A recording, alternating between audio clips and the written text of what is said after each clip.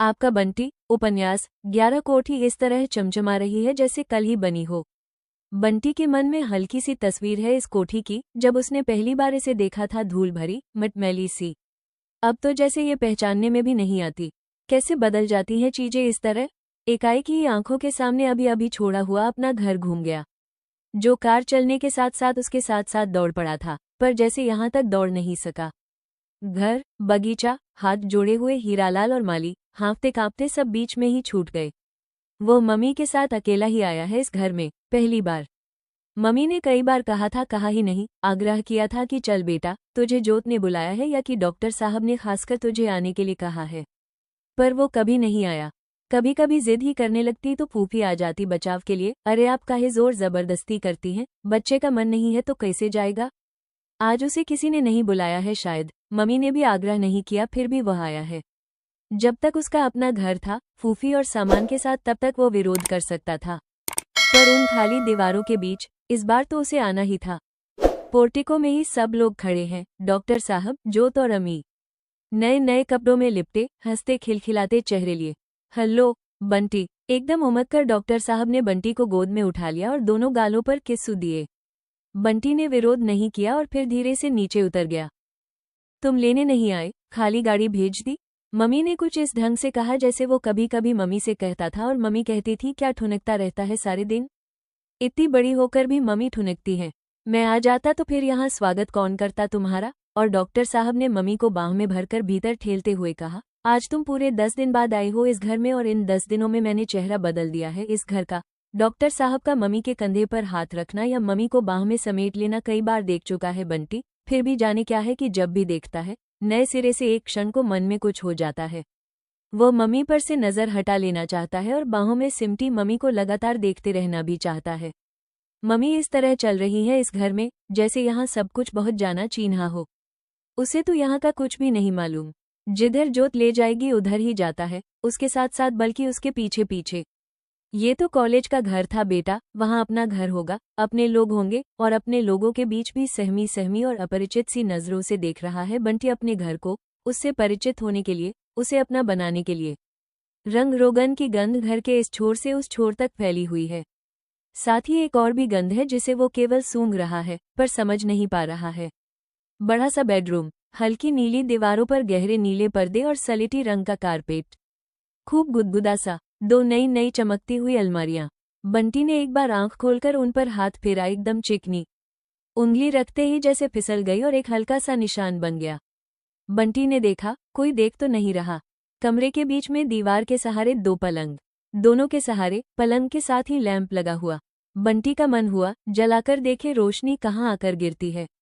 उसने मन ही मन सोचा, वो इधर की तरफ सोएगा और मम्मी उधर। जब तक नींद न आ जाए पड़ते रहे और फिर लेटे लेटे ही खट से बत्ती बुझाओ और सो जाओ। दूसरी ओर ड्रेसिंग टेबल रखी थी और मम्मी की ड्रेसिंग टेबल से चौगुनी शीशियां। ये सब किसने जमाया होगा। एकाएक बंटी की नज़र मम्मी की उसी जादुई शीशी को ढूंढने लगी। नहीं, वो वहां नहीं थी। उसे जैसे हल्की सी राहत मिली। कमरे के एक सिरे पर आकर बंटी ने एक साथ पूरा कमरा देखा तो आंखों के सामने रंगीन तस्वीर वाली उन मोटी मोटी किताबों वाला कमरा उभर आया। डॉक्टर साहब ने सचमुच उनके लिए बिल्कुल वैसा ही कमरा बनवा दिया। एक क्षण को जैसे अपना घर छोड़ने का अवसाद धुंधला हो गया। कभी अपने दोस्तों को लाकर दिखलाएगा। टीटू की अम्मा आकर देखें, कैसे हंसती थी, अब हंसे आकर। कभी देखा भी नहीं होगा ऐसा कमरा। बंटी, तुम्हें कैसा लगा कमरा, बताओ तो। पसंद आया। डॉक्टर साहब ने उसकी पीठ पर हाथ रखकर पूछा तो बंटी जैसे पुलक मुस्करा दिया। अच्छा लगा। बंटी को डॉक्टर साहब भी अच्छे लगे। जोत और अमी दौड़े दौड़े आए। पापा चलिए, नाश्ता तैयार है। बड़ी सी मेज पर ढेर सारी खाने की चीजें फैली पड़ी हैं। बंटी को शादी वाले दिन शादी जैसा कुछ नहीं लगा था, पर आज जरूर शादी जैसा लग रहा है। एकाएक जोत और अमी के नए नए कपड़ों के मुकाबले में उसे अपनी हल्की सी मैली हो आई स्कूल की यूनिफॉर्म बड़ी फीकी फीकी और बेतुकी सी लगी। लगा जैसे वो इन सबके बीच का नहीं, इन सबसे अलग है। फूफी तो स्कूल से आते ही सबसे पहले कपड़े बदलवाया करती थी। मम्मी को ख्याल भी आया कि यहाँ आने से पहले कम से कम उसके कपड़े तो बदलवा दे। नहीं नहीं शकुन, उस कुर्सी पर नहीं, वो अम्मी की कुर्सी है। इन दोनों की अपनी अपनी कुर्सियां तय हैं। कोई और बैठ जाए तो तूफान मच जाता है। अच्छा, तो लो, हम अपनी कुर्सी तय कर लेते हैं। और हंसते हुए मम्मी ने डॉक्टर साहब के सामने वाली कुर्सी खींच ली। बंटी अभी भी खड़ा है। तुम भी अपनी कुर्सी तय कर लो बेटे। बोलो, इधर बैठोगे या उधर? सभी की अपनी जगह तय है, अपनी कुर्सियां तय हैं, बस उसी का कुछ तय नहीं है। जो बचा है उसमें से ही उसे कुछ चुन लेना है। वो चुपचाप जोत के पास वाली कुर्सी पर बैठ गया। मन को कहीं एक अनना सा भाव छूकर निकल गया। अमी और जोत की, ये लाओ वो लाओ। ए बंसीलाल, इसमें हरी मिर्च क्यों डाली? आज अंगूर क्यों नहीं है? मेरे नमकीन बिस्कुट। के बीच बंटी अपनी नजरों में जैसे कहीं से बड़ा बेचारा हो आया। बेचारा और उपेक्षित। डॉक्टर साहब बाहर वालों की तरह उसकी मनुहार कर रहे हैं। ये लो बंटी बेटे, वो लो, तुम्हें अच्छा लगेगा, वो बाहर का ही तो है। शर्मा नहीं बंटी, तुझे जो पसंद है ले ले। अपने घर में शर्माते नहीं। मम्मी ऐसे बोल रही हैं जैसे खत भी डॉक्टर साहब के ही घर की हो। अब है भी शायद, शादी के बाद हो जाते हैं। पर वो कैसे? उसने थोड़े ही शादी की है और आंखों के सामने फिर अपने घर की तस्वीर उभर आई। मेज पर कभी अकेला और कभी मम्मी के साथ बैठा हुआ बंटी और डांट डांट कर खिलाने वाली फूफी। हेलो, हो गया तुम्हारा खाना? और यह कौन खाएगा? तुम कैसे नहीं खाओगे बंटी भैया? हम बांस लेकर दूंसेंगे तुम्हारे गले में, समझे? मम्मी के आगे दिखाया करो ये नखरे, बहुत सिर पर चढ़ा रखा है तुम्हें। और मम्मी मुस्कुराती रहती। एकाएक ही नजर मम्मी की ओर उठ गई। इस समय भी तो मम्मी मुस्कुरा रही हैं। एक ही आदमी इतनी अलग अलग तरह से भी मुस्कुरा सकता है? हेलो डॉक्टर, गृह प्रवेश की दावत हो रही है। बंटी एकाएक जैसे चौंक गया। सारे घर को गुंजाता हुआ एक लंबा सा आदमी घुसा। एक अकेला आदमी भी इतना शोर मचा सकता है? लंबा कितना है? गर्दन पूरी तरह ऊंची करके देखने पर ही चेहरा दिखाई दे। आओ आओ वर्मा, बड़े अच्छे समय आए। नमस्कार वर्मा साहब। नमस्ते अंकल। सब लोग तो जानते हैं इस लंबे आदमी को, बस वही नहीं जानता। आज ये खाने की मेज सचमुच खाने की मेज लग रही है। लंबा आदमी मम्मी को कैसे घूर घूर कर देख रहा है। डॉक्टर साहब खी खी करके हंस पड़े और मम्मी गदगद होकर एकदम सुर्ख हो गई। आजकल मम्मी के गाल बात बात पर ऐसे सुर्ख हो जाते हैं मानो गुलाब जूड़े में न लगाकर गालों पर लगा लिए हों। मम्मी ने एक प्लेट लगाकर सामने की तो फिर दहाड़ा, no no, I am full Mrs Joshi. Mrs Joshi. एकाएक बंटी की नजर मम्मी की ओर उठ गई। मम्मी ने कुछ भी नहीं कहा। अभी तक मम्मी को सब मिसेस बत्रा कहते थे और अब, ए बंटी, अब तू जोशी हो गया यार। बंटी जोशी नहीं, अरूप जोशी। धत, मैं क्यों हो गया जोशी? मैं अरूप बत्रा हूँ, बंटी बत्रा।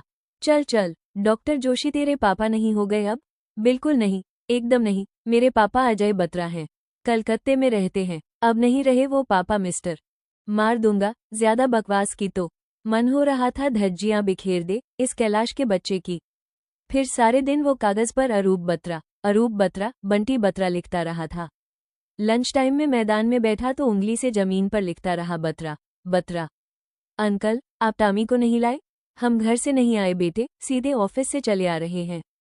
सोचा जरा तुम लोगों के घर की रौनक देख ले। क्यों मिसेस जोशी, बेडरूम पसंद आ गया? आपने अप्रूव किया या नहीं?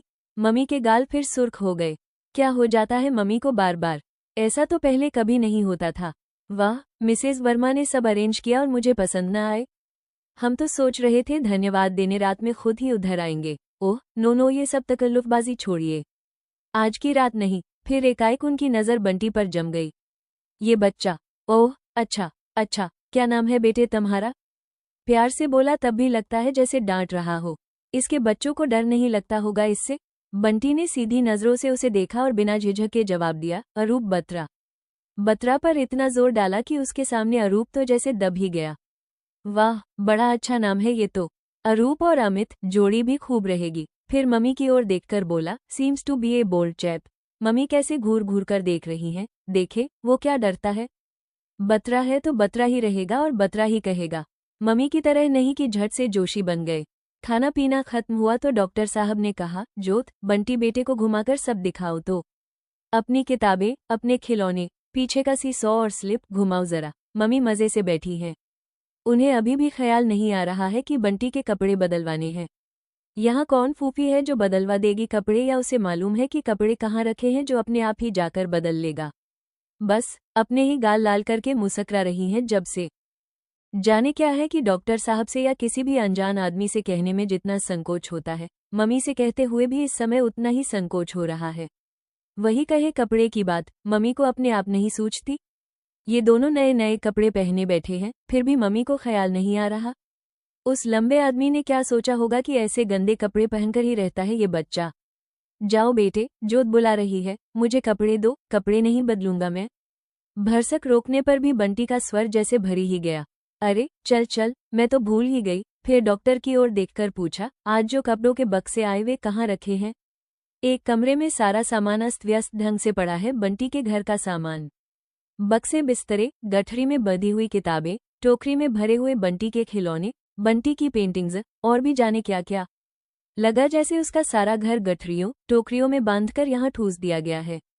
मम्मी एक बक्से में से कपड़े निकाल रही है और बंटी उस सामान को देख रहा है। सामान का भी चेहरा होता है क्या? सारा सामान कैसा उदास उदास लग रहा है। बंटी का सिपाही टोकरी के किनारे सिर के बल ठुसा हुआ है। बंटी जल्दी से गया और उसे निकालकर उसने सीधा कर दिया, पर भीतर तो सभी कुछ उलट पुलट है। एक बार मन हुआ अपने सारे खिलौने निकालकर ले, कपड़े बदल ले और बच्चों के साथ खेल। जोत है, अमी है, पीछे भी बड़ा सा मैदान है, खूब खेलो कूदो, दौड़ो भागो। पर बंटी है कि अपनी टोकरी में ही लगा हुआ है, जैसे उसने मम्मी की बात सुनी ही नहीं। कल सब ठीक कर दूंगी बेटे, अभी ऐसे ही रहने दे। बंटी ने पलटकर मम्मी की ओर देखा, लगा जैसे पूछ रहा हो क्या सब ठीक कर दोगी, और उस कमरे से निकला तो एक बार फिर लगा जैसे अपने घर से निकल रहा हो। जोत सब बता रही है, ये जो नीम का पेड़ है न बंटी, ये जिस दिन पापा पैदा हुए थे उस दिन लगवाया था बाबा ने। पापा के जन्मदिन पर इसकी पूजा करती थी चाची अम्मा, और एकाएक ही बंटी की आंखों के सामने आम का वो छोटा सा पौधा घूम गया। चाची अम्मा कौन? ये नाम तो बंटी ने कभी नहीं सुना। चाची अम्मा कौन? हमारी चाची अम्मा। अम्मी ने कहा तो जोत हंसने लगी। पापा की चाची जी, अभी तक वो ही तो रहती थी हमारे पास, थोड़े दिन पहले ही तो गई हैं। और वो जो बड़ा सा जाली का पिंजरा देख रहा है, उसमें खरगोश पाले थे बंसीलाल ने। पर एक बार जाने कैसे बिल्ली घुस गई और सब सफाचट।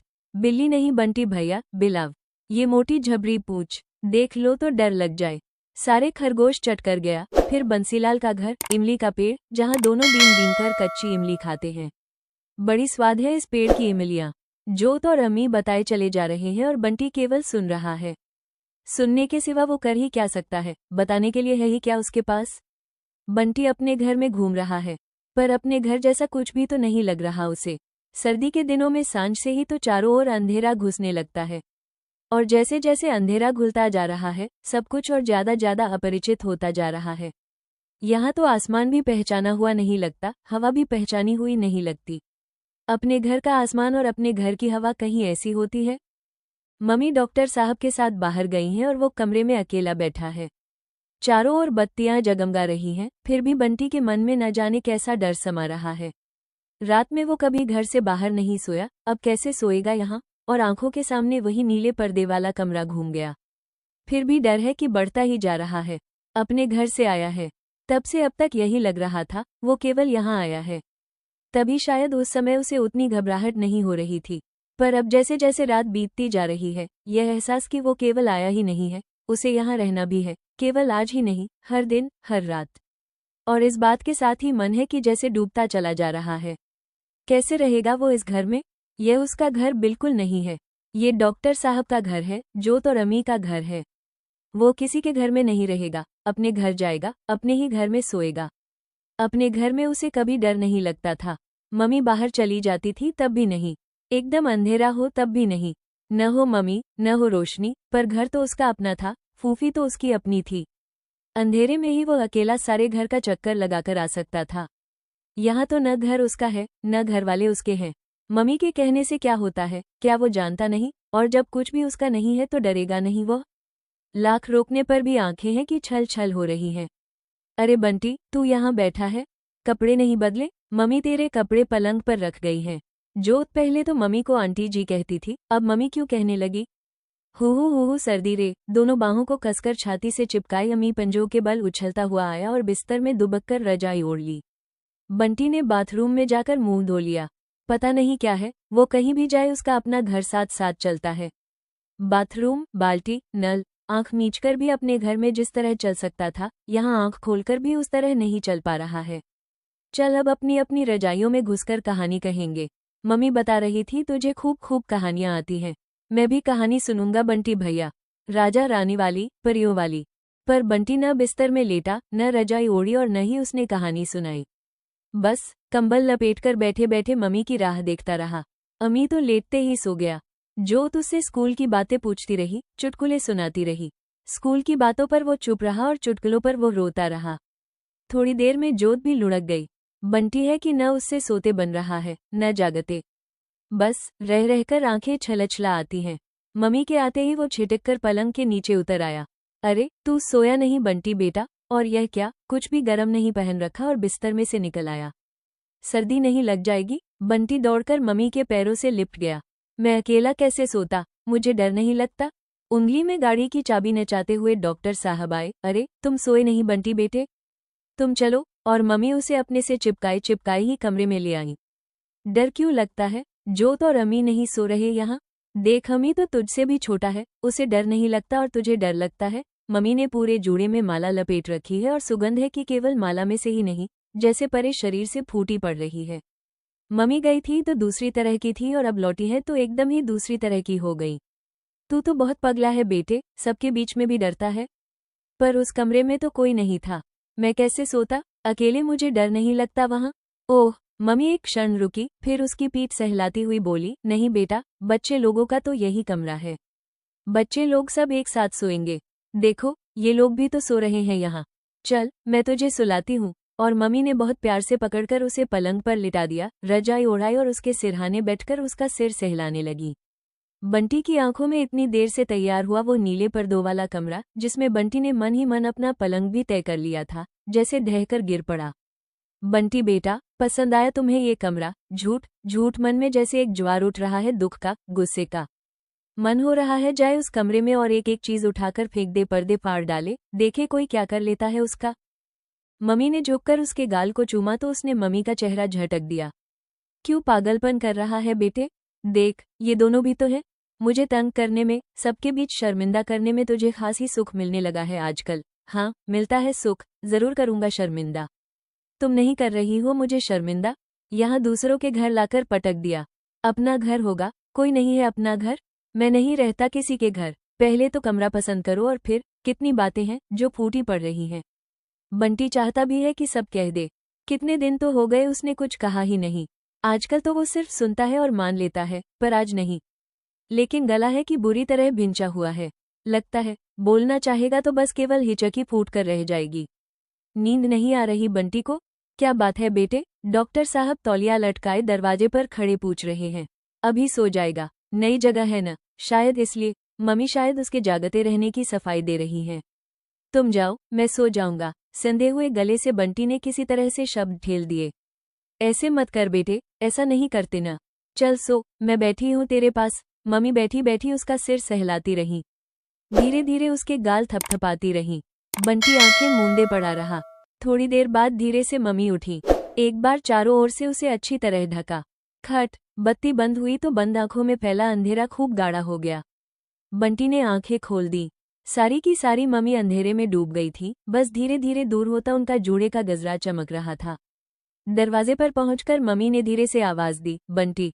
बंटी चुप, सो गया? डॉक्टर साहब रात के कपड़े पहन आए थे। हूँ, मम्मी ने धीरे से कहा। फिर दोनों उसी कमरे में चले गए और एक हल्की सी आवाज हुई, शायद दरवाजा बंद होने की। बंटी को लगा घर से चला था तो बीच रास्ते में आकर उसका अपना घर और बगीचा छूट गया था। यहाँ आकर मम्मी छूट गई। इतनी देर से दबा हुआ एक आवेग था जो दरवाजे के बंद होते ही फूट पड़ा।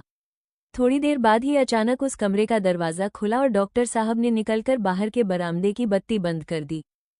सारा घर अंधेरे में डूब गया। बंटी के मन का दुख और गुस्सा धीरे धीरे डर में बदलने लगा। केवल डर ही नहीं, एक आतंक, कैसी कैसी शक्लें उभरने लगी उस अंधेरे में। उसने कसकर आंखें मींच ली। पर अजीब बात है, बंद आंखों के सामने शक्लें और भी साफ हो गई। लपलपाती जीभ के राक्षस, उल्टे पंजे और सींगों वाला सफेद भूत, 3 आंखों वाली चुड़ैल, जादुई नगरी के नाचते हुए हड्डियों के ढांचे, सब उसके चारों ओर नाच रहे हैं। धीरे धीरे उसकी ओर बढ़ रहे हैं। उसकी सांस जहां की तहां रुक गई। मम्मी, दरवाजा खोलो, दरवाजा खोलो मम्मी। सारी ताकत से बंटी चीख रहा है और दोनों हाथों से दरवाजा भड़भड़ा रहा है। दरवाजा खोलो मम्मी। आधी रात के सन्नाटे में बंटी की भिंची हुई सी आवाज भी सारे घर में गूंज उठी। खटाक से दरवाजा खुला। कौन? बंटी। क्या हुआ बेटे, क्या हुआ? सर्दी में अकड़ा हुआ बंटी थर थर कांप रहा है। मम्मी ने जल्दी से उसे गोद में उठाकर छाती से चिपका लिया। बंटी का सारा मुंह आंसू, लार और नाक से सन गया। हिचकियों के मारे सांस नहीं ली जा रही है। मम्मी ने उसके चारों ओर कसकर शॉल लपेट दिया। मैं हूँ बेटे। मम्मी क्या हो गया? मैं तेरे पास हूँ। क्या बात हो गई? गले तक रजाई ओढ़े ओढ़े ही डॉक्टर साहब ने पूछा। डर गया है शायद, मम्मी ने कहा, पर उनकी आवाज़ ऐसी सहमी हुई थी जैसे वे खुद डर गई हों। मम्मी उसे वैसे ही छाती से चिपकाए चिपकाए पलंग पर बैठ गई। उसकी पीठ सहलाती रही। मैं तेरे पास हूँ बेटे, मम्मी तेरे पास है। धीरे धीरे बंटी अपने में लौटने लगा। मम्मी की आवाज ने, मम्मी की बाहों ने उन सबको भगा दिया जिनके बीच बंटी की सांसें रुकी हुई थीं। और जब बंटी की हिचकियां थम गईं, उसके शरीर में फिर गर्माई आ गई, तो मम्मी ने बंटी को धीरे से पलंग पर सुलाया। क्या हुआ बेटे, डर गया था? तो पहली बार बंटी ने आंखें खोली। उसकी मम्मी उस पर झुकी हुई पूछ रही थी, उसकी अपनी मम्मी। एक बार मन हुआ मम्मी के गले में बाहें डालकर लिप जाए, पर हाथ जहां के तहां जमे हुए हैं। हाथ ही नहीं, जैसे सारा शरीर जहां का तहां जम गया। केवल आंखें खुली हैं और वो टुकुर टुकुर देख रहा है, मम्मी को, कमरे को, आसपास की चीजों को। हल्की नीली रोशनी में डूबा हुआ कमरा, कमरे की हर चीज। पहले भी कभी इस तरह डर जाया करता था? पता नहीं कहाँ से आ रही है डॉक्टर साहब की आवाज। नहीं, कभी नहीं डरा। शायद नई जगह थी, शायद कोई सपना देख रहा हो। उल्टी सीधी कहानियां जो पढ़ता है दुनिया भर की। मम्मी की आवाज में परेशानी थी, दुख था। पहले जब बंटी दूसरी दुनिया में था तो मम्मी का चेहरा, मम्मी की आवाज बहुत अपनी अपनी लग रही थी। अब वो पूरी तरह अपनी दुनिया में लौट आया तो नीली रोशनी में नहाई मम्मी, कमरा, कमरे की हर चीज जैसे दूसरी दुनिया के लगने लगे। दोपहर वाला कमरा जैसे कहीं से बिल्कुल ही बदल गया है। सब कुछ फिर बड़ा जादुई जादुई लगने लगा। फिर मन में डर समाने लगा, अजीब तरह का डर। बंटी ने आंखें मूंद ली, पर 2-4 मिनट के लिए देखा हुआ वो नीला रंग आंखों में ही आकर चिपक गया है। नीलम देश क्या ऐसा ही होता है? थोड़ी देर मम्मी की थपकियां और फिर जैसे कहीं दूर से आती हुई आवाज। पर तुम जब समझते हो, कहते हो तो मन जरूर थोड़ा हल्का हो जाता है। पर मैं जानती हूं कि यह कुछ नहीं, धीरे धीरे सब ठीक हो जाएगा। डॉक्टर साहब की नींद में डूबी हुई आवाज। सो गया? हाँ, लगता तो है, सो गया। फिर चुप। बंटी का मन हो रहा है आंखें खोल दे, एक बार फिर मम्मी का चेहरा देखकर आश्वस्त हो ले। पर नहीं, नीली रोशनी में डूबी हुई। सुनो, तुम उठकर कपड़े पहन लो। पता नहीं, ये सवेरे जल्दी उठ जाए तो बड़ी अजीब स्थिति हो जाएगी। अचानक आंखों के सामने कुछ काला काला तैर गया। मम्मी ने बत्ती बंद की है शायद। बंटी ने धीरे से आंखें खोलकर देखा। नीली रोशनी गायब हो गई थी। खिड़की से छनकर आती हुई बहुत ही फीकी फीकी रोशनी में फिर सब कुछ पहचाना पहचाना लगने लगा, खासकर मम्मी का चेहरा। कहीं मम्मी उसे जागता हुआ न देख ले। पलंग के एक सिरे से डॉक्टर साहब रजाई उतारकर उठे तो बंटी धम। छी छी, यह क्या? इतना बड़ा आदमी एकदम नंग धड़ंग। बंटी की आंखें फटी पड़ रही हैं। और मम्मी भी देख रही हैं। शर्म नहीं आ रही है इन लोगों को? उसे जैसे मितली सी आने लगी, पर आंखें हैं कि फिर भी बंद नहीं हो रही। डॉक्टर साहब ने कपड़े पहन लिए, फिर भी जैसे दिमाग में वही सब घूम रहा है। फिर मम्मी धीरे से उतरी और उसी रैक की ओर गई। उन्होंने भी अपना हाउस कोट उतारा तो बंटी भीतर ही भीतर भय से थर थर कांपने लगा। ये उसी की मम्मी है? उसने आज तक कभी अपनी मम्मी को ऐसा नहीं देखा। उसकी मम्मी ऐसी हो ही नहीं सकती। यह क्या हो रहा है? छी छी, बेशरम बेशरम। उसका मन हा रजाई उतार फेंके और जोर से चीखे, पर वो चीख नहीं रहा। मन जाने कैसा कैसा हो रहा है उसका। थरिल भी है उसके मन में, जुगुप्सा भी, मम्मी के इस व्यवहार की शर्म भी, गुस्सा भी और जाने क्या क्या। सारे गुस्से, नाराजगी और दुख के बावजूद अभी तक मम्मी उसकी मम्मी थी, अब जाने क्या हो गई। पता नहीं, उसे कुछ भी नाम देना नहीं आ रहा है। बस इतना लग रहा है कि अभी तक की मम्मी एकाएक ही जैसे कहीं से टूट फूट गई, चकनाचूर हो गई।